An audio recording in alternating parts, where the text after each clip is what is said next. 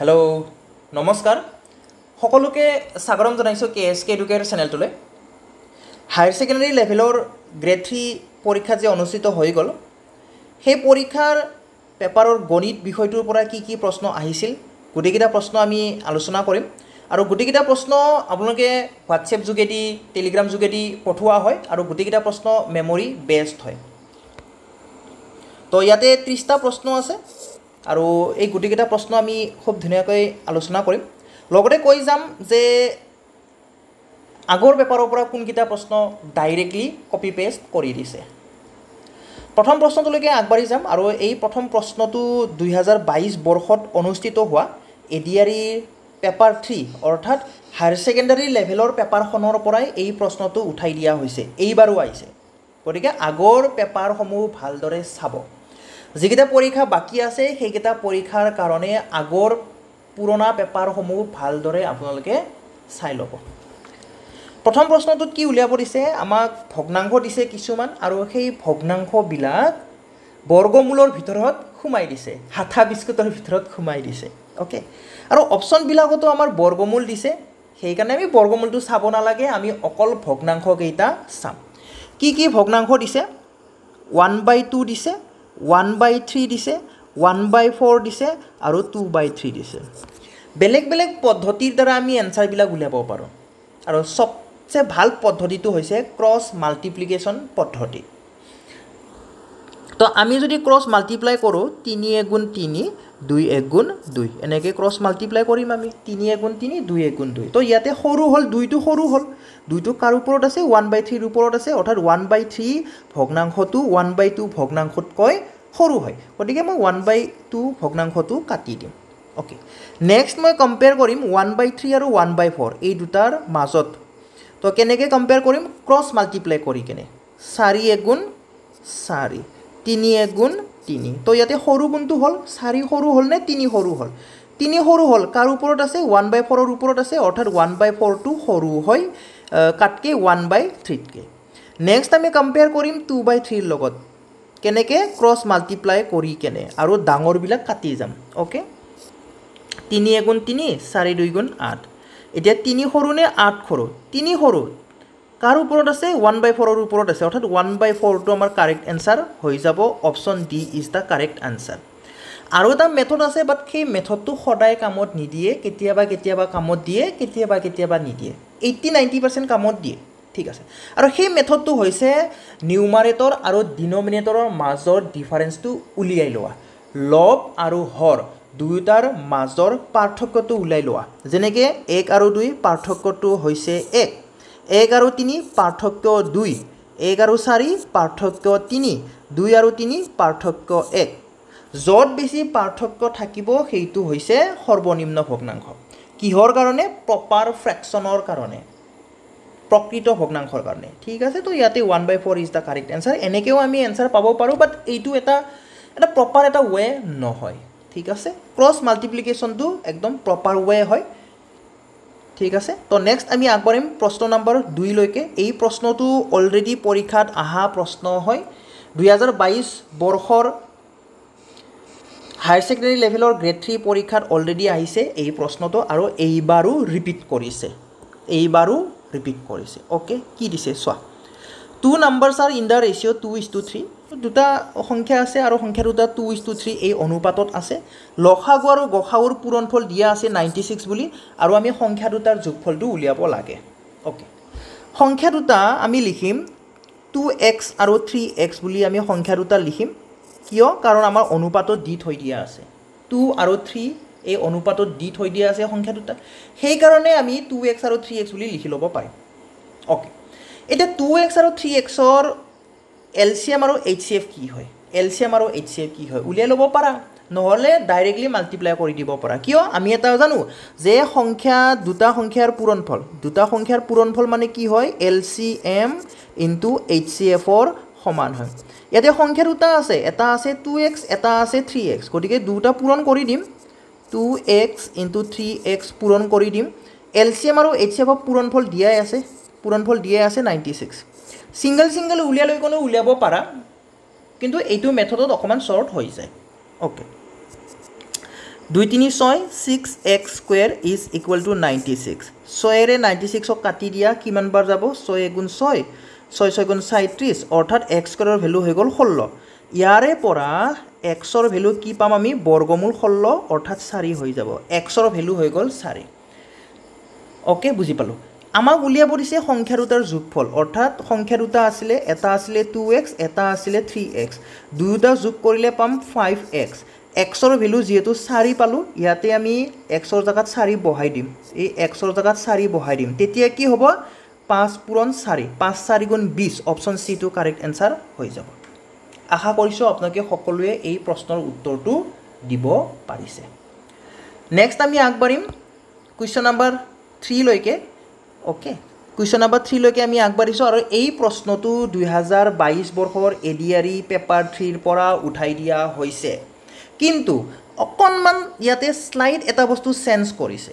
2022 বৰ্ষত যে আহিছিল তাতে কিন্তু কি আছিল সোৱা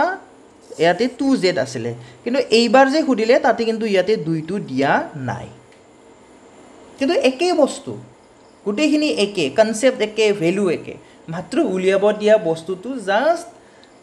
বেলেগ কৰি দিছে ঠিক আছে সোৱা কি দিছিলে x/3 is equal to y/4 is equal to z/7 যদি হয় তেন্তে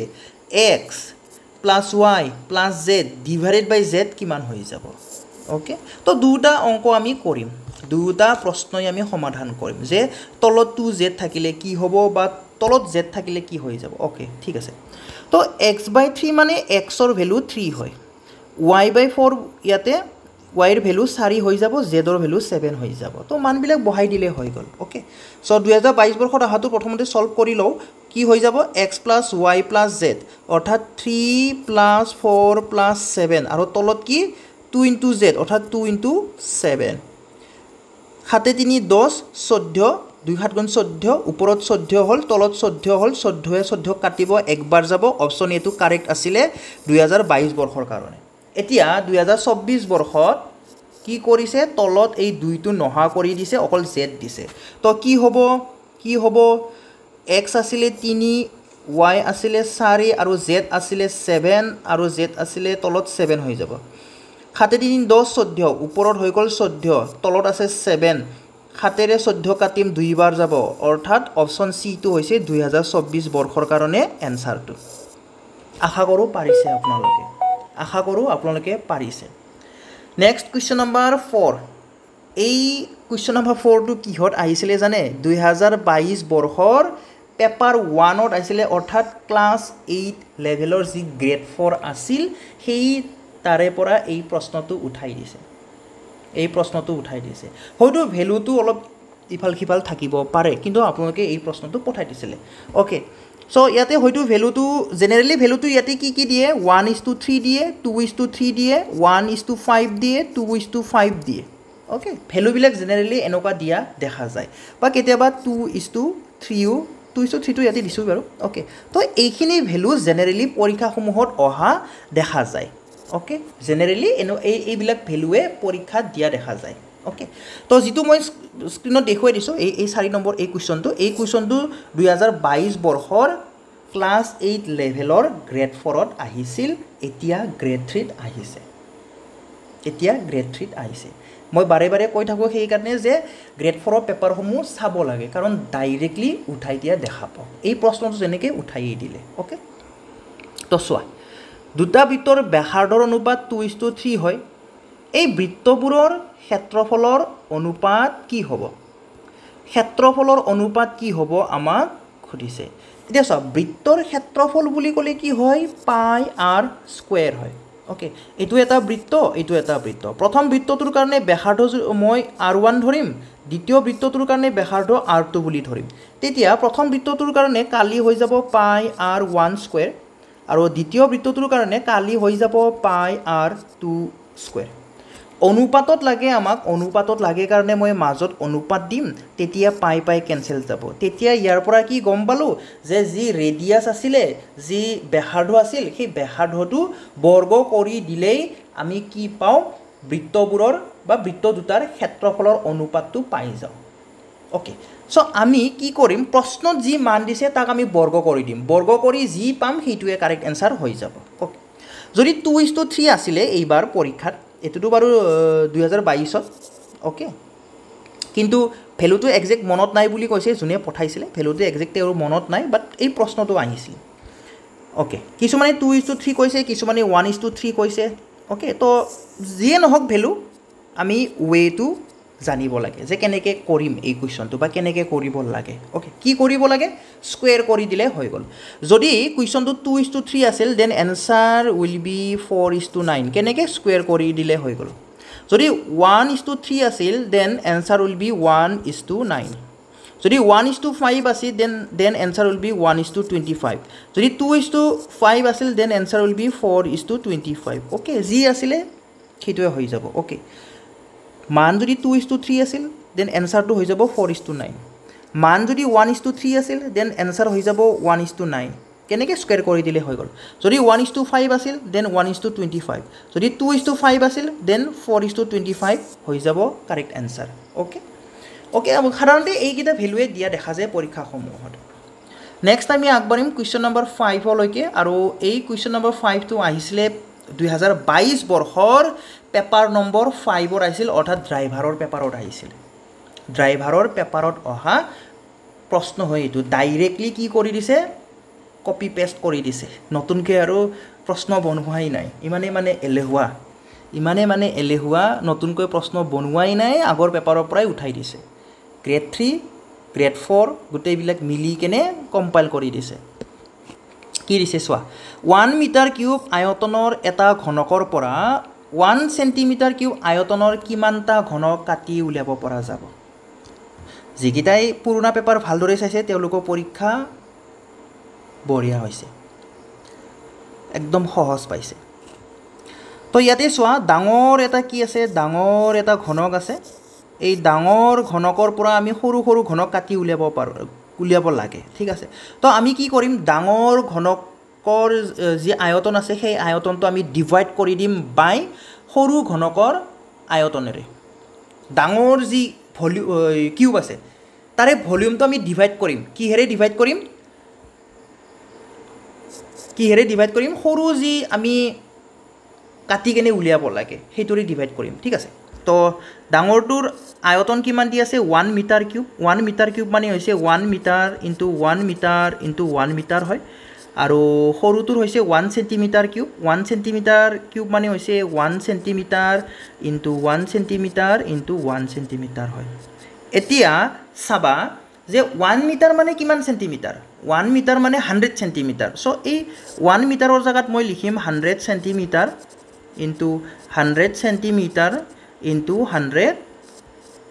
সেন্টিমিটাৰ তলত কি থাকিব 1 centimetre into 1 centimetre into 1 centimetre থাকিব ইয়াতে সেন্টিমিটাৰ বিলাক কাটা যাব সেই কাৰণে আমি কি পাম কিমানটা ঘনক হ'ব হেতু পাই যাম ওকে তো কি হৈ যাব চোৱা 0 কেইটা আছে চোৱা 1 2 3 4 5 6টা 0 আছে 1 0 0 0 0 0 0 টা কি পাম আমি সৰু সৰু ঘনক পাই যাম ওকে সো 6টা 0 মানে এই অপশন বি টো হৈ যাব ওকে তো অপশন বিলাক আইডাৰ এনেকুৱা ফৰ্মত আছে নহলে এনেকুৱা ফৰ্মত থাকিব লাগে কোনোবা এটা ফৰ্মত থাকিব লাগে এতিয়া আপোনালোকে হে গম পাব যে কোনটো ফৰ্মেটত আছে তো এইটো 2022 বৰ্ষত আহিছে কাৰণে মই এইটো ফৰ্মেটে দি দিছো ওকে নেক্সট কুৱেশ্যন নম্বৰ 6 একদম কমন কুৱেশ্যন হয় এইবিলাক হয়নে একদম কমন কুৱেশ্যন হয় এই কুৱেশ্যনটো নাচকে পাৰিব লাগে হিচাপত কি দিছে যে এটা সংখ্যা আছে সেই সংখ্যাটো প্ৰথমতে 40% কি কৰিছে ইনক্ৰিজ কৰিছে তাৰে পিছত 40% ডিক্ৰিজ কৰিছে মুঠতে সেন্স কি হল হেতু খুদিছে ওকে সো ডাইৰেক্টলি ইউজ কৰি দিয়া a স্কয়াৰ বাই 100 কি হৈ যাব এটো কমি যাব মাইনাসত আহিব কেতিয়াবা অপচন মাইনাসত থাকিব পাৰে অপচনটো মাইনাসত থাকিব পাৰে নহলে ডিক্ৰিজ বুলি থাকিব পাৰে ওকে তো কি হৈ যাব চোৱা মাইনাস থাকিব পাৰে বা ডিক্ৰিজ বুলি থাকিব পাৰে কোনবা এটা থাকি যাব মুঠতে যদি সেম পার্সেন্ট ইনক্রিজ ডিক্রিজ হৈছে দেন কেতিয়াও একে নাথাকে ওকে কেতিয়াও লাভ নহয় লোকসানই হয় সদায় একে বস্তু ওকে সো আমি লিখিম 40 into 40 divided by 100 ইমানখিনি পার্সেন্টেজ কি হৈছে ডিক্রিজ হৈছে 0 0 কাটি দিলোঁ 4 4 গুণ 16 16% কি হৈছে ডিক্ৰিজ হৈ গৈছে মুঠতে সলনি কিমান হ'ল 16% কমি গ'ল ডিক্ৰিজ হ'ল ওকে কমি গ'ল বা হ্ৰাস হ'ল ডিক্ৰিজ হ'ল next question number 7 Roman number সিস্টেমৰ পৰা আহিছে এইটো কোনোবা এটা বছৰত টেটত আহিছিল একজেক্ট মনত নাই বা টেটত আহিছিল কোনোবা এটা বছৰত XCI ৰোমান সংখ্যাত কি হ'ব এনে C বুলি ক'লে 100 হয় ওকে তো x মানে 10 হয় আমি জানো x মানে 10 হয় সো যেতিয়া c ৰ আগত x টো বহিব টি বুজাব 100 - 10 100 - 10 মানে হৈছে 90 ওকে লাষ্টৰ ফালে i আছে x c i তা মানে i মানে তো ইটো 1 হয় হয়নে নাই 1 হয় সো 90 ৰ লগত 1 প্লাস হ'ব 91 হৈ যাব ওকে তো লিখি দিছো x c i তা মানে হৈছে 91 কি হয় 91 হয় আশা কৰো পাৰিছে আপোনালোকে সকলোৱে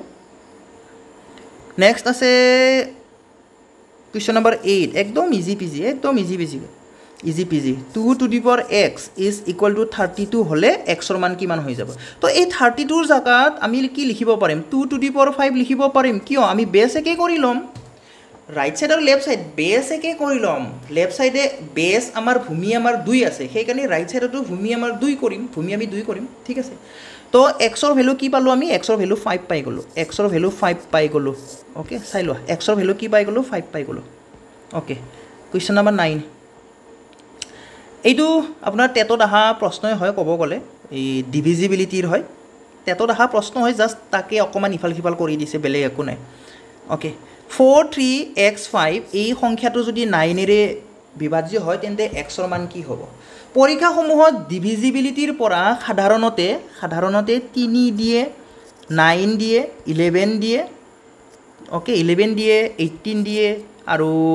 কি দিয়ে আৰু 12 দিয়ে এইকেইটাৰ পৰাই বেছিকৈ দিয়া দেখা যায় 3 9 11 এইকেইটা সবচে বেছি ইম্পৰ্টেন্ট হয় সবচে বেছি ইম্পৰ্টেন্টটো হৈছে 3 9 11 3 9 11 এই তিনিটাৰ বিভাজ্যতাৰ পৰা বেছি ভাগ প্ৰশ্ন আহে আপুনি যদি টেটৰ প্ৰশ্ন পেপাৰ যদি উঠাই লয় তেতিয়া আপুনি হয়তো 3 ৰ দেখা পাব 9 ৰ দেখা পাব 11 ৰ দেখা পাব বাকি কিটা তেনেকৈ আহা দেখা নাযায় খুব কমকৈ আহে এইকেইটাৰ বেছিকৈ আহে তো এইবাৰো কিহৰ আহিছে 9 ৰ আহিছে তো 9 ৰ বিভাজ্যতাৰ নিয়ম কি হয় যে অংককেইটাৰ যোগফল যোগ কৰি কেনে যি পাম সেইটো 9 ৰে বিভাজ্য হ'ব লাগে বা হৰণ যাব লাগে ওকে আচ্ছা ইয়াতে আমি কি কৰিম আমি খণ্ড কে কৰিম পাৰ্ট কে আমি কি কৰিম ঠিক আছে পাৰ্ট কে কি কৰিম যোগ কৰি যদি 9 পাম তাক কাটি দিম যেনেকৈ ইয়াতে 4 আৰু 5 যোগ কৰিলে আমি 9 পাম কাটি দিলো তেতিয়া কি থাকিলে 3x থাকিলে তো 3x তাৰ মানে আমি কি কৰিব লাগিব অংক দুটা যোগ কৰিব লাগিব 3 + x কৰিব লাগিব এতিয়া 3 + x x ৰ ঠাইত কি বহাই দিলে 9 পাম 6 বহাই দিলে 9 পাম একদম সিম্পল কথা 6 বহাই দিলে 9 পাম অৰ্থাৎ x ৰ ভ্যালু হৈছে 6 x ৰ ভ্যালু হৈছে 6 আশা কৰো ধৰিব পাৰিছে হয়নে একদম সিম্পল হয় নেক্সট কোৱেশ্চন নাম্বাৰ 10 কি দিছে পাঁচটা ক্ৰমিক অযুগ্ম সংখ্যাৰ যোগফল দিছে 95 ডাঙৰ সংখ্যাটো কিমান হ'ব খুদিছে 5 কনজিকিউটিভ অড নাম্বাৰ দিছে অড নাম্বাৰৰ সাম দিছে 95 বুলি এতিয়া আমি উলিয়াব লাগে যে ডাঙৰটো কি হ'ব এইটো আহিয়ে আছে যোৱাবাৰো এডিআৰি গ্ৰেড 3 আহিছিলে বাট তাতে ভ্যালুটো বেলেগ আছিলে ঠিক আছে তো আহিছে অলৰেডি আহা প্ৰশ্ন হয় তো পাঁচটা সংখ্যাৰ কথা কৈছে পাঁচটা সংখ্যা এনেদৰে আমি লিখি লম তাৰ পিছত কি কৰিম আমি এই যোগফলটো 95 যে আছে যোগফলটো আমি 5 এৰে ডিভাইড কৰি দিম তেতিয়া এভাৰেজ পাম এভাৰেজ বুলি ক'লে ক্ৰমিক সংখ্যাৰ ক্ষেত্ৰত এভাৰেজ বুলি ক'লে মাজৰটো হ'ব অৰ্থাৎ আমি 95 টো 5 এৰে হৰণ কৰিলে মাজৰ সংখ্যাটো পাই যাম কিমান হ'ব 19 হ'ব কি কৰিছো 95 টো আমি 5 এৰে ডিভাইড কৰিছো ওকে 95 টো আমি 5 এৰে ডিভাইড কৰিছো ডিভাইড কৰি কি পাইছো 19 পাইছো 19 টো এভাৰেজ হ'ব অৰ্থাৎ মাজৰ হ'ব আমাক লাগে কোনটো সৰু লাগে নে ডাঙৰ লাগে আমাক ডাঙৰ লাগে ডাঙৰ যদি লাগে আমি কোনফালে আগবাঢ়িম আমি ৰাইট সাইডত আগবাঢ়িম ওকে কিন্তু ইয়াতে অযুগ্ম কথাৰ কৈছে আমাক ঠিক আছে তো 19 ৰ পিছত 20 আহে কিন্তু 20 টো অযুগ্ম নহয় গতিকে তাক আমি নলও কি লম 21 লম 21 ৰ পিছত কিন্তু 22 আহে কিন্তু আমি নলও কিয় কাৰণ এইটো যুগ্ম আমাক লাগে অযুগ্ম সেই কাৰণে কি হৈ যাব 23 হৈ যাব 23 টো ডাঙৰ হৈ যাব একদম ইজি হয়নে নেক্সট কুৱেশ্যন নাম্বাৰ 11 একদম ইজি হয় ওকে কি দিছে চোৱা 100% of 100 plus 200% of 200 is এতিয়া চোৱা একো মাথা মাৰিব নালাগে 100% মানে 100 হয় মানে যিটো সংখ্যাৰ 100% লোৱা সেই সংখ্যাটোই পাবা যিটো সংখ্যাৰ 100% লোৱা সেই সংখ্যাটোৱে পাবা তো যেনেকৈ ইয়াতে 100% of 100 মানে কি 100 প্লাছ আছে প্লাছ দিম 200% মানে বেলেগ একো নহয় 200% মানে বেলেগ একো নহয় ডাবল বা 2 times হয় 2 times of 200 that is 400 so answer is 500 আৰু একো নাই ইয়াতে একোৱে নাই কৰিব লগা এইখিনি আছিল ওকে যদি এনেকৈ টান পায় এনেকৈ আপুনি কৰিব পাৰিলে হয় যেনেকৈ অফ মানে ইনটু হয় একবাৰ লিখি দিছোঁ 100% অফ মানে ইনটু 100 প্লাছ 200% অফ মানে ইনটু 200 তো ইয়াতে 0 কাটিলোঁ পাৰ্চেণ্টেজ কাটিলোঁ 0 কাটিলোঁ পাৰ্চেণ্টেজ কাটিলোঁ তেতিয়া কি থাকিলে 100 পূৰণ 1 100 প্লাছ 200 পূৰণ 2 400 তো 100 আৰু 400 কিমান হৈ গ'ল 500 হৈ গ'ল 5 এইখিনি নেক্সট 12 নম্বৰ কুৱেশ্যনটোতো আৰু ক'বই নালাগে এইটোতো আৰু কি ক'ম এইটোতো আৰু ইজি ওকে চ' কিউব ৰুট আছে প্ৰথমতে আৰু ভিতৰত কি আছে 8 স্কুৱেৰটো আমি এনেকৈ লিখিব পাৰোঁ 8 × 8 হিচাপে লিখিব পাৰোঁ আমি লিখিব ওকে তাৰে পিছত কিউব ৰুট আছে 8ক আমি এনেকৈ লিখিব পাৰোঁ 2 কিউব হিচাপে লিখিব পাৰোঁ ইনটু 8 মানে 2 কিউব ওকে চ' এতিয়া চোৱা 2 কিউব ইয়াৰে ঘনমূল 2 হয় 2 কিউব ইয়াৰে ঘনমূল 2 হয় 2 2 গুণ 4 ইজ দ্য কাৰেক্ট এনচাৰ যদি ধৰিব পৰা নাই এনেকৈ কৰিবা ঘনমূল ল'ব লাগেতো 2 কিউব ইনটু ঘনমূল থকাৰ কাৰণে 1/3 আহিব ঘনমূল থকাৰ কাৰণে 1/3 আহিব মাজত পূৰণ আছে পূৰণ দিম তাৰপিছত আছে 2 কিউব ঘনমূল থকাৰ কাৰণে 1/3 আহিব ইয়াতে 3 কাটা গ'ল 3 কাটা গ'ল কি থাকিলে 2 to the power 1 মানে 2 ইনটু 2 to the power 1 মানে 2 2 2 গুণ 4 বাছ কাহিনী খতম তাৰপিছত আছে স্পীড টাইম এণ্ড ডিষ্টেঞ্চৰ আহিছে স্পীড টাইম এণ্ড ডিষ্টেঞ্চৰ পৰা আহিছে এই প্ৰশ্নটো একদম ইজি হয় বেছিক একদম বেছিক হয় বেলেগ একো নাই ওকে চোৱা কি দিছে চোৱা A man can cover a distance of 12 kilometer in 15 seconds find his speed আমি স্পীড উলিয়াব লাগে এজন মানুহে 12 কিলোমিটাৰ দূৰত্ব 15 মিনিটত অতিক্ৰম কৰিব পাৰে মানুহজনৰ বেগ কিমান হয় ওকে তো বাক্যৰ গাঁথনিবিলাক ইফাল সিফাল থাকিব পাৰে কিন্তু কুৱেশ্যনবিলাক আপোনালোকে পঠোৱা কুৱেশ্যন হয় মেমৰি বেছড চ' কি দিছে চোৱা ইয়াতে ডিষ্টেঞ্চ দিছে 12 কিলোমিটাৰ আৰু সময় দিছে 15 মিনিট চ' বেগ আমাৰ সচৰাচৰ কি হিচাপত থাকে হয়তো কিলোমিটাৰ পাৰ আৱাৰ হিচাপত থাকিব পাৰে নহ'লে মিটাৰ পাৰ ছেকেণ্ড হিচাপত থাকিব পাৰে ডিষ্টেঞ্চটো কিলোমিটাৰত আছে তো কি কৰিব পাৰা এইটো অপশ্যনৰ ওপৰত ডিপেণ্ড কৰিব আচলতে আছিল কি প্ৰশ্নত অপশ্যনটো কিলোমিটাৰ পাৰ আৱাৰত আছিল নে মিটাৰ পাৰ ছেকেণ্ডত আছিল যদি কিলোমিটাৰ পাৰ আৱাৰত আছিল তেতিয়াহ'লে এই 15 মিনিটটো ঘণ্টালৈ পৰিৱৰ্তন কৰিলে সহজ হৈ যাব যদি কিলোমিটাৰ পাৰ আৱাৰত আছিল যদি মিটাৰ পাৰ ছেকেণ্ডত আছিল তেতিয়াহ'লে এই কিলোমিটাৰটো 12 কিলোমিটাৰটো মিটাৰত নিব লাগিব 15 মিনিটটো ছেকেণ্ডত নিব লাগিব যদি মিটাৰ পাৰ ছেকেণ্ডত আছিল ওকে চ' ইয়াতে মই কিলোমিটাৰ পাৰ আৱাৰটো কৰি দিম ওকে তো চোৱা 15 মিনিট মানে বেলেগ একো নহয় 1/4 আৱাৰ হয় 1/4 আৱাৰ হয় কেনেকৈ পালোঁ 15 মিনিট 60 মিনিটৰ 1 ঘণ্টা গতিকে 15 মিনিটত কিমান হৈ যাব 15/60 60ৰে হৰণ কৰি দিলে হৈ গ'ল 60ৰে যদি হৰণ কৰোঁ 15 × 15 15 4 × 60 পাম অৰ্থাৎ 1/4 আৱাৰ পাই যাম আমাক লাগে স্পীড লাগে স্পীড বুলি ক'লে কি হয় ডিষ্টেঞ্চ বাই টাইম ডিষ্টেঞ্চ আছে 12 কিলোমিটাৰ টাইম আছে 1/4 ভগ্নাংশৰ তলত ভগ্নাংশ চ' 4টো ওপৰত যাব কিমান হৈ যাব 12 পূৰণ 4 12 4 গুণ 48 হৈ যাব 48 কিলোমিটাৰ পাৰ আৱাৰ হৈ যাব ইয়াৰ কাৰেক্ট এনচাৰ যদি অপশ্যনটো কিলোমিটাৰ পাৰ আৱাৰত সুধিছে যদি মিটাৰ পাৰ ছেকেণ্ডত সুধিছিল তেতিয়াহ'লে এই 12 কিলোমিটাৰটো মিটাৰত লৈ যাবা 12,000 হৈ যাব আৰু 15 মিনিটটো ছেকেণ্ডত লৈ যাবা কিমান হৈ যাব 15 পূৰণ 60 ইমানখিনি ছেকেণ্ড হৈ যাব তাৰপিছত কি কৰিবা 12,000খিনি 15 পূৰণ 60ৰে হৰণ কৰি দিবা তেতিয়া মিটাৰ পাৰ ছেকেণ্ডত পাই যাবা তেতিয়া মিটাৰ পাৰ ছেকেণ্ডত পাই যাবা যদি সুধিছিলে ওকে যদি সোধা নাই then too it's okay next আছিলে কুৱেশ্যন নম্বৰ 14 1ৰ পৰা আৰম্ভ কৰি প্ৰথম 7টা যুগ্ম সংখ্যাৰ যোগফল 1ৰ পৰা আৰম্ভ কৰিব লাগে 7টা ল'ব লাগে যুগ্ম সংখ্যা ল'ব লাগে 1টো কি যুগ্ম নহয় 1টো যুগ্ম নহয় আচ্ছা ইয়াতে মোৰ টাইপিঙত মিষ্টেক হৈ গ'ল ইয়াতে অড নাম্বাৰ আছে কিন্তু অসমীয়াত যুগ্ম হৈ আছে তো অযুগ্ম ঠিক আছে 1ৰ পৰা আৰম্ভ কৰি অযুগ্মটো ল'ব লাগে ঠিক আছে 1ৰ পৰা আৰম্ভ কৰি 7টা অযুগ্ম ল'ব লাগে আৰু যোগফলটো উলিয়াব লাগে 1 2 নহয় কিন্তু 2টো যুগ্ম হ'ব ঠিক আছে ওকে 3 আহিব 5 আহিব 7 আহিব 9 আহিব আৰু 11 আহিব হলনে গুটিকেইটা কেইটা হল 6টা হল আচ্ছা 13 আহিব 7টা 1 3 5 7 9 11 13 এইকেইটা হৈ যাব প্ৰথম 7টা অযুগ্ম সংখ্যা তো ইয়াৰে আমি কি কৰিব লাগে যোগফল উলিয়াব লাগে কি কৰিম এতিয়া এপি ইউজ কৰি দিয়া এপি ইউজ কৰি দিয়া ঠিক আছে এতিয়া এপি ফৰ্মুলাটো কি আছিল সাম অফ টাৰ্মছ কি আছিল এন কি আছিল n/2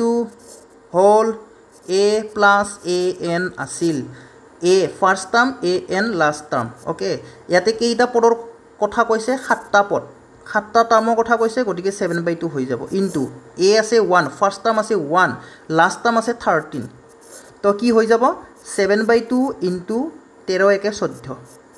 তো 2 এৰে 14 কাটিম 7 বাৰ যাব 7 7 49 হৈ গ'ল ইয়াৰে কাৰেক্ট আনসাৰ 7 7 49 ওকে ইয়াৰে কাৰেক্ট আনসাৰ নেক্সট তো আপোনাৰ a + b হোল স্কয়াৰৰ লগত ৰিলেটেড একদম বেসিক ফৰ্মুলাটো খুদি দিছে হয়তো কোৱেশ্চনটো বেলেগ টাইপত থাকিব পাৰে এনেকৈ দিব পাৰে যে a ৰ লগত প্ৰথমতে b যোগ কৰা হল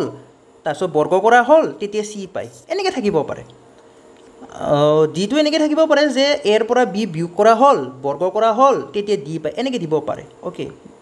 কাৰণ কোৱেশ্চন বিলাকতো সদায় বাক্যৰ গাঁথনিবিলাক ইফাল সিফাল থাকে বাট মেইন বস্তুবিলাক একে সো ইয়াতে c দিয়া আছে a + b whole square d দিয়া আছে a - b হোল স্কয়াৰ আৰু c - d আমি উলিয়াব লাগে তো আসলতে বিচাৰিছে কোনটো জানে c - d আসলতে বিচাৰিছে কোনটো জানে যে a + b whole square minus a - b whole square এইটো বস্তু বিচাৰিছে তো এইটো বস্তু হৈছে 4ab তো ইয়াতে আমাৰ এনসাৰ হৈ যাব 4 কেপিটেল A কেপিটেল B হৈ যাব ইয়াৰ কাৰেক্ট এনসাৰ বেলেগ আৰু মাথা মাৰি থাকিব নালাগে এটো জাস্ট এটা ফৰ্মুলাই হয় এলজেব্ৰা ডাইৰেক্টলি ফৰ্মুলা হয় আপুনি যদি কৰি চাব বিচাৰিছে দেন কৰি চাব পাৰে এনেকুৱাকে কৰি চাব পাৰে সোৱা অকমান কৰি দেখুৱাই দিছো এনেকুৱাকে আপুনি কৰি চাব পাৰে a + b হোল স্কয়াৰ মানে কি হয় a square + b square + twice ab হয় ঠিক আছে মাইনাস আছে মাইনাস দিম তাৰছত ব্ৰেকেটত লিখিম আমি a - b হোল স্কয়াৰ মানে কি হয় a square + b square - twice ab হয় ওকে তো এই 4ab পাই নে নাপায় তাক আমি ভেৰিফাই কৰিম a square + b square + twice ab minus a square minus b square minus plus twice ab তো ইয়াতে a square কাটা যাব b square কাটা যাব plus টুৱাইস ab কি হৈ গল 4ab হৈ গল ওকে পাই গলো আমি তো এইটো ডাইৰেক্ট ফৰ্মুলাই আছিল হয়তো কোৱেশ্চনটো অলপ বেলেগ টাইপ কে খুদিব পাৰে যে এনেকে খুদিব পাৰে যে a এৰ লগত b প্লাস কৰিলো বৰ্গ কৰিলো c পাই গেলো a এৰ পৰা b মাইনাস কৰিলো স্কয়াৰ কৰিলো d পাই গলো এনেকৈ খুদিব পাৰে মেবি নেক্সট আছে 16 number question 2 to the power 6 4 to the power 4 5 cube আৰু 3 টু দি পাৱাৰ 5 একেটা ভিতৰত কোনটো লাৰ্জেষ্ট বা কোনটো স্মলেষ্ট হয় ওকে তো যিজনে কোৱেশ্চনটো দিছিলে পঠাইছিলে তেও মেবি কনফিউজড আছে যে কোনটো খুদিছিলে লাৰ্জেষ্টটো খুদিছে নে স্মলেষ্টটো খুদিছে হয়তো ডাউট আছে ওকে সো দুটা কৰি দেও হয়নে এনালাইসিস হে কৰিব লাগে যাতে আগন্তুক পৰীক্ষাৰ কাৰণে এটা ৰিভিজন হৈ যায় অকল এনসাৰ কি বুলি নহয় এনসাৰ কি বুলি কলে তো অপশন থাকিলে হয় আৰু option B too correct option C two correct directly দি যাব পাৰিলে হয় বাট হেতু নহয় আমি কি কৰিছো আমি এনালাইসিস কৰিছো যাতে আগন্তুক পৰীক্ষা কাৰণেও আপোনাৰ ৰিভিজন হৈ যায় সো এটা কি দিছে চোৱা 2 টু দি পাৱাৰ 6 দিছে 4 টু দি পাৱাৰ 4 দিছে 5 কিউব দিছে আৰু 3 টু দি পাৱাৰ 5 দিছে সো 2 টু দি পাৱাৰ 6 মানে কিমান 2 টু দি পাৱাৰ 6 মানে হৈছে 2 6টা পূৰণ এনেদৰে 2 6টা পূৰণ হয় 2 কেইটা পূৰণ 6টা পূৰণ ওকে তো কিমান হৈ যাব 8 64 64 হৈ যাব ওকে 2 টু দি পাৱাৰ 6 মানে হৈছে 64 4 টু দি পাৱাৰ 4 মানে কিমান হৈ যাব 4 ইনটু 4 ইনটু 4 ইনটু 4 ওকে তো ইয়াতে কিমান হৈ গ'ল 16 16 কোন কিমান হৈ যাব 16 কোন কিমান হৈ যাব 256 হৈ যাব 256 হৈ যাব ওকে হয়নে নহয় নিজে পূৰণ কৰি চাব পাৰে এইবিলাক নহলেতো মুখস্থ আছে হয়নে নাই নহলেতো মুখস্থ আছে 6 6 37 তিনি থাকিলে 6 গুণ 6 9 ওকে তাৰপিছত 16 কিমান হ'ল 256 হৈ গ'ল ওকে তো এইবিলাক মুখস্থ লাগে এক প্ৰকাৰ সো নেক্সট আছে কি যে 5 কিউব আছে 5 কিউব মানে 5 ইনটু 5 ইনটু 5 অৰ্থাৎ 125 হয় সকলোবিলাক বস্তু দেখুৱাই দিছোঁ মই ভাঙি পাতি দেখুৱাই দিছোঁ তাৰপিছত আছে 3 two the power 5 3 two the power 5 তাৰ মানে কি 3 পূৰণ 3 পূৰণ 3 পূৰণ 3 এনেকৈ কেইটা 5টা ওকে সো 3 3টা হ'লে 27 পূৰণ 9 27 পূৰণ 9 ওকে কৰি দেখুৱাই দিছোঁ বাৰু 7 9 63 6 9 2 18 তো কিমান হৈ যাব 243 হৈ যাব হয়নে নহয় কনফাৰ্ম কৰোঁ বাৰু 81 ইনটু 3 ইয়েছ 243 এতিয়া চোৱা নিজে কোনটো সৰু হ'ল কোনটো ডাঙৰ হ'ল ডাঙৰ বুলি ক'লে 4 টু দি পাৱাৰ 4 টো ডাঙৰ হৈ গ'ল দিছ ইজ দ্য লাৰ্জেষ্ট আৰু 2 টু দি পাৱাৰ 6 টো সৰু হৈ গ'ল এইটো হৈছে স্মলেষ্ট 2 টু দি পাৱাৰ 6 টো হৈছে স্মলেষ্ট যদি স্মলেষ্ট বিচাৰিছে 2 to the power 6 is the correct answer আৰু যদি লাৰ্জেষ্ট বিচাৰিছে then 4 to the power 4 is the correct answer okay ঠিক আছে তো অলপমান ভেৰিফাই কৰি চাবা নিজেও নেক্সট আছে ত্ৰিভুজৰ পৰা আহিছে খুব ধুনীয়া প্ৰশ্ন হয় ত্ৰিভুজৰ সমদ্বিবাহু সমকোণী ত্ৰিভুজৰ পৰা আহিছে এই প্ৰশ্নটো সমদ্বিবাহু সমকোণী ত্ৰিভুজৰ পৰা আহিছে এটা সমকোণী ত্ৰিভুজৰ ভূমি আৰু উচ্চতা সমান সো কেনেকৈ গম পালো সমদ্বিবাহু ত্ৰিভুজ বুলি কাৰণ ইয়াতে ভূমি আৰু উচ্চতাটো আমাক সমান বুলি দিছে তৃতীয় বাহু বুলি ক'লে কি হ'ব হাইপোটেনুছ হৈ যাব 2√2 সেন্টিমিটাৰ দিয়া আছে ত্ৰিভুজটো এনেদৰে হ'ব ওকে এ বি আৰু চি ভূমিটো হৈছে বি চি উচ্চতা হৈছে এ বি আৰু অতিভুজ হৈছে এ চিৰ মান দিয়া আছে 2√2 তো বি চিৰ মান হৈ যাব 2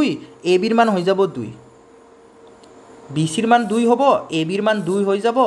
তেতিয়াহে হাইপোটেনুছটো 2√2 হৈ যাব ওকে তো আমি কি পালো উচ্চতা পালো ভূমি পালো এতিয়া ক্ষেত্ৰফল আমি উলিয়াব পাৰিম ক্ষেত্ৰফল মানে কি 1/2 ইনটু বেস ইনটু হাইট হয় সো 1/2 ইনটু বেস মানে 2 সেন্টিমিটাৰ হাইট মানে 2 সেন্টিমিটাৰ সো এটা 2 কাটা গ'ল 2 স্কয়াৰ সেন্টিমিটাৰ হৈ যাব যদি সেন্টিমিটাৰ আছিল then 2 square centimetre 2 square centimetre যদি সেন্টিমিটাৰত আছিল আৰু যদি মিটাৰত আছিল দেন মিটাৰ স্কয়াৰ ওকে 2 হৈ যাব ইয়াৰে কাৰেক্ট আনসাৰ নেক্সট আছে কোৱেশ্চন নম্বৰ 18 কিহৰ পৰা আহিছে বৃত্তৰ পৰা আহিছে এই কুৱেশ্যনটো একচুৱেলি যোৱাবাৰ এডিআৰই গ্ৰেড 3 টো আহিছিল বাট একজেক্ট এনেকুৱা নাছিলে কিন্তু ইয়াৰ যি মেইন কনসেপ্ট হয় বা মেইন যি ফৰ্মুলা হয় সেইটো একেই হয় কুৱেশ্যনটো বেলেগ বাট কনসেপ্টটো একেই হয় ওকে চোৱা কি দিছে এটা সাইকেলৰ পেডেল যদি দুবাৰ মাৰা হয় তেতিয়া চকাটো তিনবাৰ ঘূৰে এটা চকাৰ বেহাটো যদি 7 সেন্টিমিটাৰ হয় আৰু যদি পেডেল যদি 10 বাৰ মাৰা হয় তেতিয়া কিমান দূৰত্ব অতিক্ৰম কৰিব পাই দিয়া বুলি কৈছে অপচনত বোলে পাই আছিলে অলৰেডি ওকে সো এইবিলাক কুৱেশ্যন হয়নে নহয় আপোনালোকে কমেন্ট বক্সত জনাব কাৰণ আপোনালোকৰ মাজৰে কুৱেশ্যনবোৰ পঠোৱা হয় হোৱাটছএপত পঠাইছে টেলিগ্ৰামত পঠাইছে গতিকে আপুনিও নিজে ক'ব যে একজেক্ট এনেকুৱা আছিল নে কিবা বেলেগকে আছিলে ওকে হয়তো ভ্যালুবিলাক ইফাল সিফাল হৈ যাব পাৰে কাৰণ গণিত এনেকুৱা নহয়তো যে গোটেইখিনি মনতে থাকিব হয়নে বহুতে পঠোৱা হয় কোনোবাজনে দুটা কুৱেশ্যন পঠাইছে কোনোবাজনে তিনটা কোনোবাজনে এটা এনেকৈ পঠাই 30টা কুৱেশ্যন কালেক্ট কৰিছোঁ কিছুমানে অসমীয়াত পঠাইছে কিছুমানে ইংৰাজীত পঠাইছে সেইকাৰণে এয়া কিছুমান ইংৰাজীত লিখাই নহ'ল আচ্ছা যি নহওক আমি সলভ কৰোঁ চোৱা যদি দুবাৰ পেডেল মাৰা হয় তেতিয়া 3 বাৰ ঘূৰে 3 টাইমছ ঘূৰে চাকাটো 3 টাইমছ ঘূৰে ঠিক আছে আমাক চাকাটো কিমান ঘূৰিছে তাৰ ওপৰত হ'ব ডিষ্টেঞ্চটো কিমান পেডেল মাৰিছে তাৰ লগত নহয় তাৰ লগতো হ'ব বাট মেইনলি আমাক কিমান টাইমছ ঘূৰিছে চাকাটো তাৰ ওপৰত হ'ব ওকে চ' যদি মই 10 বাৰ মাৰোঁ তো কিমান টাইমছ ঘূৰিব সেইটো প্ৰথমতে উলিয়াই ল'ম চোৱা যেতিয়া 2 বাৰ ঘূৰিছিল তেতিয়া 3 টাইমছ যেতিয়া 10 বাৰ ঘূৰিব তেতিয়া কিমান টাইম মানে 10 বাৰ পেডেল মাৰিব তেতিয়া কিমান টাইমছ ঘূৰিব চাৱা 2 লগত 5 মাল্টিপ্লাই কৰিলে 10 পাম অৰ্থাৎ 5 টাইমছ হৈছে পেডেল মাৰা 5 টাইমছ হৈছে অৰ্থাৎ ঘূৰাটো 5 টাইমছ হৈ যাব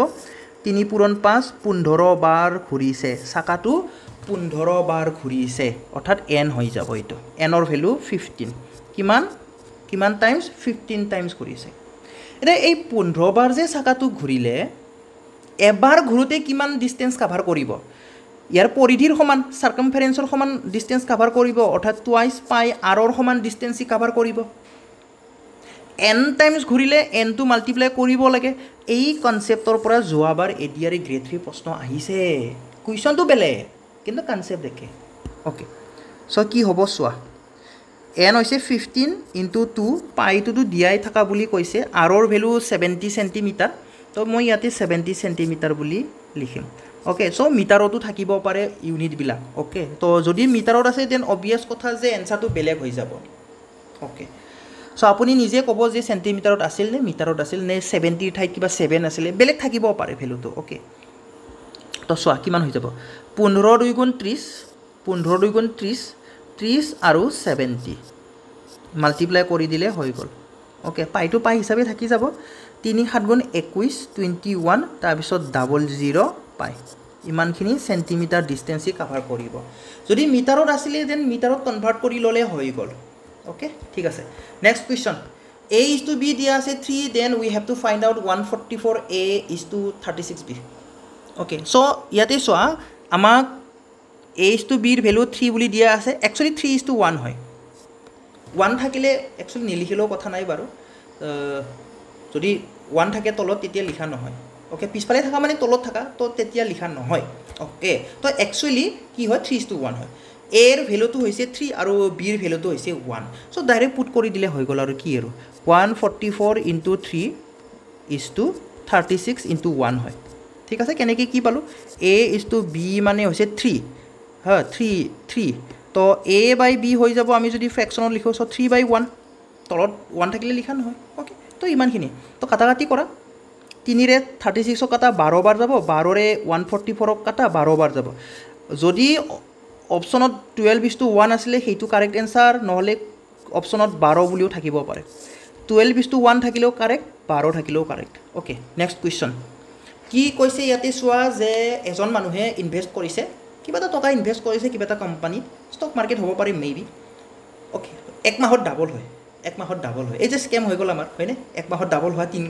তিন গুণ হোৱা মেবি তাৰ পৰা আইডিয়া লৈকে দিলেই কোৱেশ্চনটো আচ্ছা চোৱা যে এজন মানুহে কি কৰিছে কোনোবা এটা টকা কোম্পানী এটাত লগাইছে আৰু সেই টকাখিনি এক মাহত ডাবল হৈ যায় ওকে এক মাহত কি হৈ যায় ডাবল হৈ যায় কিন্তু পইচাটো যে ডাবল যে কৰাই দিলে তাৰ বিনিময়ত কি ল'ব 120 টকা ট্যাক্স ল'ব 120 টকা মাইনাস কৰিব তাৰ পৰা ওকে প্ৰতি মাহত ডাবল হ'ব ডাবল হোৱাৰ লগে লগে 120 টকা কাটিব এতিয়া একজন মানুহে 105 টকা ইনভেস্ট কৰিলে কৰি থৈ দিছে 105 টকা আৰু চোৱা নাই আৰু 3 মাহৰ মূৰত যদি মানুহজনে টকাখিনি বিচাৰে কিমান টকা হৈ আছে কোৱেশ্চনটো এইটো কিমান টকা হৈ আছে ওকে সো প্ৰথম মাহত 105 টকাটো কি হৈ যাব 105 টকাটো দুগুণ হৈ যাব দুগুণ হৈ কিনে কিমান হ'ব দুগুণ হৈ কিনে কিমান হৈ যাব 210 হৈ যাব 210 হৈ যাব হয়নে 2 5 গুণ 10 তাৰপিছত 2 0 1 ইয়াস 210 হৈ যাব ঠিক আছে এটা এই 210 পৰা কি মাইনাস কৰিব লাগে 105 টকাটো মাইনাস কৰিব লাগে কাৰণ এক মাহ কমপ্লিট হল 105 টকাটো ডাবল হল 210 টকা হল ডাবল হৈ কিনে 210 টকা হল তাৰ পৰা আমি 105 টকা মাইনাস কৰিব লাগে সৰি 120 টকা মাইনাস কৰিব লাগে ট্যাক্স হিচাপে 120 টকা মাইনাস কৰিম আমি তেতিয়া কিমান থাকিব চোৱা 090 থাকিব কিমান থাকিব 90 থাকিব এতিয়া পইচাখিনি কিমান হৈ আছে এক মাহৰ মূৰত 90 টকা হৈ আছে ওকে 90 টকা হৈ আছে নেক্সট মাহত এই 90 रुपीसটো কি হৈ যাব দুগুণ হৈ যাব 90 रुपीसটো কিমান হৈ যাব নেক্সট মাহত দুইগুণ হৈ যাব হৈ কেনে কি হৈ যাব 180 হৈ যাব 180 টকা হ'ব 180 টকা হল 180 টকা সেকেন্ড মাহত এতিয়া আকৌ 120 টকা কাটিব প্ৰতি মাহত 120 টকাকে কাটিব ট্যাক্স হিচাপে কাটিব ওকে ট্যাক্স হিচাপে কাটিব তো কিমান থাকিব তেতিয়া 60 টকা থাকিব 60 টকাটো আকৌ ডাবল হ'ব থাৰ্ড নম্বৰ মাহটোত আকৌ ডাবল হ'ব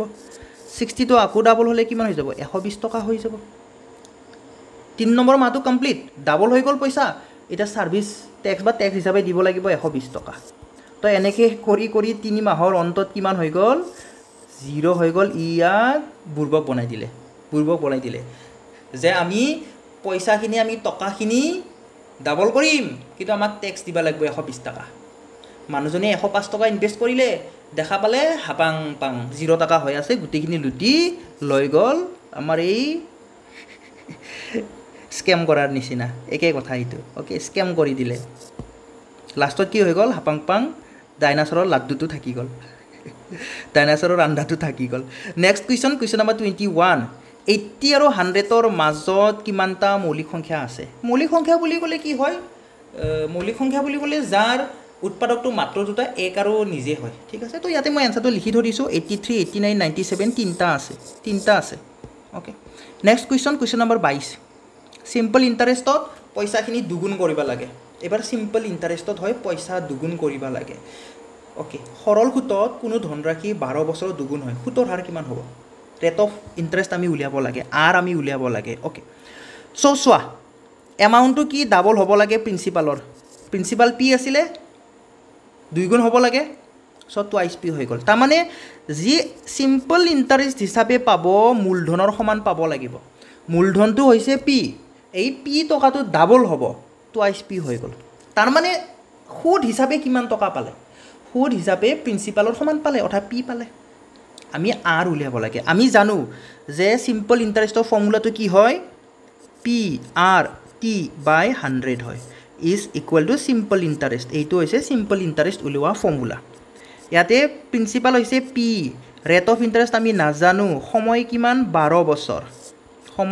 12 বছৰ is equal to simple interest কিমান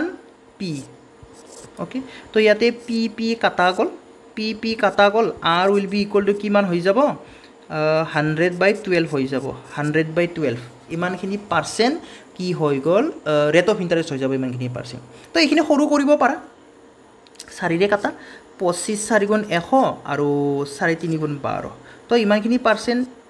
ৰেট অফ ইন্টাৰেষ্ট হ'ব যদি মই এতিয়া যদি এই সমস্তত লিখো তেতিয়া কি হৈ যাব 25ক 3 ৰে হৰণ কৰি দিয়া 8 বাৰ যাব 8 3 গুণ 24 8 and 1/3 হৈ যাব 8 and 1/3% হৈ যাব ইয়াৰ কাৰেক্ট আনসাৰ 25/3 হিচাপেও থাকিব পাৰে 25/3 হিচাপেও অপশনটো থাকিব পাৰে কি হট আসলে হিতু এতিয়া আপোনালোকে গম পাব ওকে তো কোনটো আসলে জনাব 8 and 1/3 এটো ফৰ্মেটত আছিল নে 25/3 ফৰ্মেটত আছিল ওকে নেক্সট কোৱেশ্চনটো আমি আগবাঢ়িম আটাইতকৈ সৰু সংখ্যাটো আমি উলিয়াব লাগে যি সংখ্যাটো 8 ৰে হৰণ যায় 6 ৰে হৰণ যায় 12 ৰে হৰণ যায় বা 3 টাৰে হৰণ যায় একেলগে ওকে 3 টাৰে হৰণ যায় তাৰ মানে আমি লসাগু উলিয়াব লাগে একদম সিম্পল কোৱেশ্চন একদম মুখে কৰিব পাৰি 8 6 12 ইয়াৰ লসাগু হৈছে 24 হয় এই 24 টো 8 ৰে হৰণ যায় 6 ৰে হৰণ যায় 12 ৰে হৰণ যায় জানে না যায় 8 6 12 এইবিলাক সংখ্যা আমি কোড বেছিভাগ ইউজ কৰিছিলো এলসিএম উলিওৱা টাইম এণ্ড ওয়াৰ্কত আমি যেতিয়া প্ৰেক্টিস কৰিছিলো তেতিয়া এইবোৰ নাম্বাৰস আমি পাইছিলো আৰু মুখে আমি এলসিএম উলিয়াইছিলো হয়নে তো আটাইতকৈ সৰু সংখ্যাটো কি হৈ যাব যিটো সংখ্যা 8 ৰে হৰণ যায় 6 ৰে হৰণ যায় 12 ৰে হৰণ যায় এন্ড আনসাৰ ইজ 24 সৰু হয় ইয়াতকে সৰু সংখ্যা নাই যিটো সংখ্যা আমি 8 ৰে হৰণ কৰিব পাৰিম 6 ৰে হৰণ কৰিব পাৰিম 12 ৰে হৰণ কৰিব পাৰিম ওকে 3 টাৰে হৰণ যোৱা সৰু সংখ্যা নাই এইটোই সৰু সংখ্যা হয় অৰ্থাৎ লসাগু হয় নেক্সট আছে সোয়া 4 মিটাৰ বাহুৰ এটা বৰ্গৰ ভিতৰত আঁকিব পৰা আটাইতকৈ ডাঙৰ বৃত্তৰ ক্ষেত্ৰফল অৰ্থাৎ কালি লাগে এটা বৰ্গ আছে নেদৰে যাৰ বাহুটো হৈছে 4 মিটাৰ সেন্টিমিটাৰটো থাকিব পাৰে দেই চেণ্টিমিটাৰতো থাকিব পাৰে এতিয়া ডিপেণ্ড কৰিব যে ইউনিটটো কি আছিলে চ' আমি বিনা ইউনিটত উলিয়াই ল'ম এইখিনি ঠিক আছে বিনা ইউনিটত উলিয়াই ল'ম তো কি হ'ব চোৱা বৰ্গৰ বাহুটো হৈছে 4 ইউনিট এতিয়া এই বৰ্গৰ ভিতৰত আমি এটা বৃত্ত আঁকিব লাগে এটা চাৰ্কেল আমি আঁকিব লাগে চাৰ্কেলটো কিন্তু সবচে ডাঙৰ চাৰ্কেল হ'ব লাগিব এনেকুৱা চাৰ্কেল হ'ব লাগিব অৰ্থাৎ পুৰা এনেকৈ টাচ কৰি থাকিবই তো চোৱা এই চাৰ্কেলৰ ডায়ামিটাৰ কি হ'ব ডায়ামিটাৰ চাৰ্কেলৰ ডায়ামিটাৰ বুলি ক'লে এইখিনি হৈ যাব চাৰ্কেলৰ ডায়ামিটাৰ অৰ্থাৎ বাহুৰ সমান হৈ যাব ছাইডৰ সমান হৈ যাব ছাইড আছিলে 4 গতিকে ডায়ামিটাৰো 4 হৈ যাব ডায়ামিটাৰো 4 হৈ যাব যদি ডায়ামিটাৰ 4 হয় ইয়াৰ ছাইড কিমান হৈ যাব সৰি ৰেডিয়াছ কিমান হৈ যাব ৰেডিয়াছ কিমান হৈ যাব 2 হৈ যাব ৰেডিয়াছ কিমান হৈ যাব 2 হৈ যাব ডায়ামিটাৰৰ আধাটো হৈছে ৰেডিয়াছ ব্যাসৰ আধা ব্যাসাৰ্ধ ওকে কালি উলিয়াব লাগে বৃত্তৰ কালি হৈছে পাই আৰ স্কয়াৰ পাই মানে 22/7 ইনটু ৰেডিয়াছ আছে 2 অৰ্থাৎ 2 পূৰণ 2 তো কিমান হৈ যাব তলত থাকিব 7 ওপৰত 22 পূৰণ 4 88 হৈ যাব 88 যদি ইউনিট সেন্টিমিটাৰ আছিল দেন সেন্টিমিটাৰ স্কয়াৰ হৈ যাব ওকে তো এইটো ফৰ্মেটত আছিল নে সমষ্টত আছিলে এইটো ডিপেন্ড কৰিব অপচনৰ ওপৰত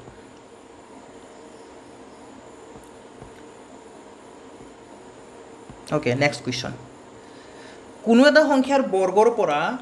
সংখ্যাটোৰ 3 গুণ যদি বিয়োগ কৰা হয় তেন্তে সংখ্যাটো পোৱা যায়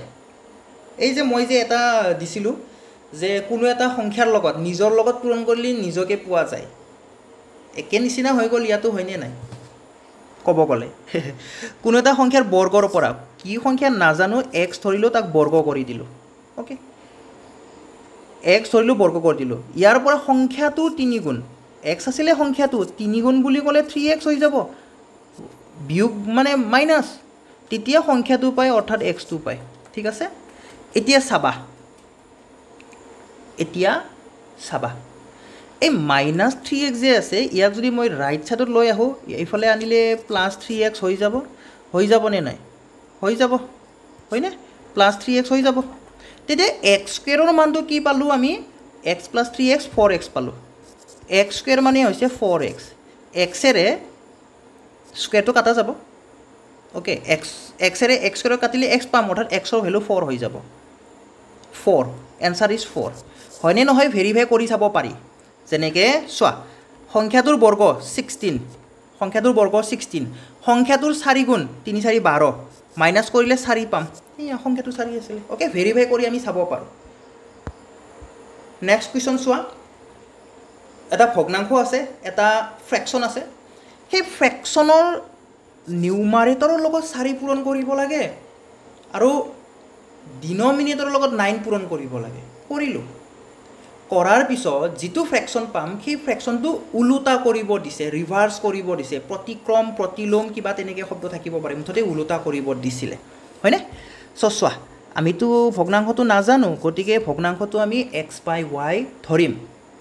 যত x টো হৈছে নিউমাৰেটৰ লব আৰু y টো হৈছে হৰ তো ওপৰৰ লগত 4 পূৰণ তলৰ লগত 9 পূৰণ কৰিব দিছে কৰিলো তাৰপিছত কি কৰিব দিছে উলুটা কৰিব দিছে যদি উলুটা কৰো তেতিয়া কি হৈ যাব ওকে তেতিয়া কি হৈ যাব 9y/4x হৈ যাব উলুটা কৰি দিলে হৈ গল একচুয়ালি প্ৰতিক্ৰম বা প্ৰতিলোম বা ৰিভাৰ্স বুলি ক'লে কি হয় চোৱা x যদি আছিলে 1/x হৈ যাব ওকে তেনেকুৱা ওকে বুজি পাইছে আশা কৰো বুজি পাইছে তো ইয়াতে হয়তো x y আৰু x নাথাকিব পাৰে অপচনত ডাইৰেক্টলি 9/4 হিচাপেও থাকিব পাৰে 9/4 হিচাপেও থাকিব পাৰে কাৰণ ভগ্নাংশটো আমি নাজানো না কেনেকুৱা কি হয়নে নহয় এক্সাক্ট ভগ্নাংশ আমি নাজানো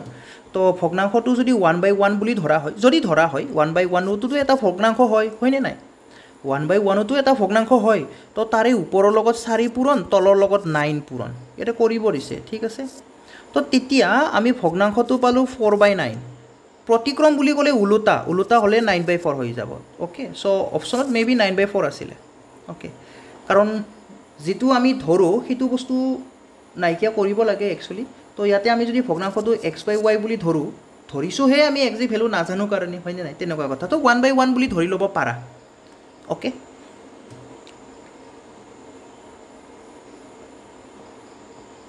নেক্সট কুৱেশ্যন নম্বৰ 27টো চোৱা ডিফাৰেঞ্চ উলিয়াব দিছে কাৰ তিনিটা অংকৰ আটাইতকৈ সৰু যুগ্ম সংখ্যা তিনিটা অংকৰ আটাইতকৈ সৰু যুগ্ম সংখ্যা হৈছে 100 আটাইতকৈ সৰুটো ওকে আৰু আটাইতকৈ ডাঙৰ যুগ্ম সংখ্যাৰ পাৰ্থক্য 2 ডিজিটৰ দিছে এইটো অসমীয়াত দুটা অংকটো উঠা নাই আৰু দুটা অংকটো উঠা নাই ইংৰাজীত আছে 2 ডিজিট ওকে তিনিটা অংকৰ আটাইতকৈ সৰু সংখ্যা আৰু দুটা অংকৰ আটাইতকৈ ডাঙৰ যুগ্ম সংখ্যাৰ পাৰ্থক্যটো কি হৈ যাব তিনিটা অংকৰ আটাইতকৈ সৰু যুগ্ম সংখ্যা 100 আৰু দুটা অংকৰ আটাইতকৈ ডাঙৰ যুগ্ম সংখ্যাটো 98 ডিফাৰেঞ্চটো 2 হৈ যাব যদি কুৱেশ্যনটো এনেকুৱা আছিলে ওকে তো ডিপেন্ড কৰিব কুৱেশ্যনটোৰ ওপৰত যে এক্সাক্ট কেনেকুৱা আছিলে যেহেতু এইবিলাক মেমৰি বেসড হয় অবিয়াস কথা যে অলপ 19-20 হ'বই যেহেতু আমি এক্সাক্ট পেপাৰটো গম নাপাওঁ আৰু পেপাৰখন দিলে হয়তো আমি ভালদৰে এনালাইসিস কৰিব পাৰিলো হয় আৰু এইবিলাক যেহেতু মেমৰি বেসড হয় অবিয়াস কথা যে অলপ ইফাল সিফাল হ'বই আৰু কাৰণ কুৱেশ্যনবিলাক এক্সাক্ট মনত কাৰো নাথাকে হয় না তো যদি কুৱেশ্যনটো এক্সাক্ট এনেকুৱা আছিলে যে তিনিটা অংকৰ আটাইতকৈ সৰু যুগ্ম আৰু দুটা অংকৰ আটাইতকৈ ডাঙৰ যুগ্ম এইটো যদি আছিলে কুৱেশ্যনটো then answer will be 2 next আছে 1250 সংখ্যাটোৰ লগত কি পূৰণ কৰিলে সংখ্যাটো পূৰ্ণ বৰ্গ সংখ্যা হৈ যাব একদম ইজি হয় ইজি পিজি হয় এইবিলাক ক্লাছ 10ৰ বুকতে আছে এইবিলাক ওকে সো আমি ডাইৰেক্টলি মুখে ক'ব পাৰো যে এইটো 2 হৈ যাব এনসাৰটো কেনেকৈ চোৱা 1250 ইনটু 2 যদি কৰা যায় তেতিয়া আমি কি পাম চোৱা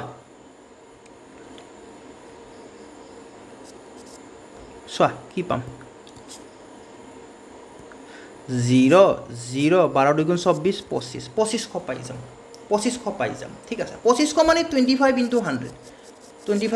ইয়াতে 25 এটা পূৰ্ণবৰ্গ সংখ্যা 100 এটা পূৰ্ণবৰ্গ সংখ্যা ওকে সো মাল্টিপ্লাই কৰিলে পূৰ্ণবৰ্গ সংখ্যা হৈ যাব তো ডাইৰেক্টলি পাম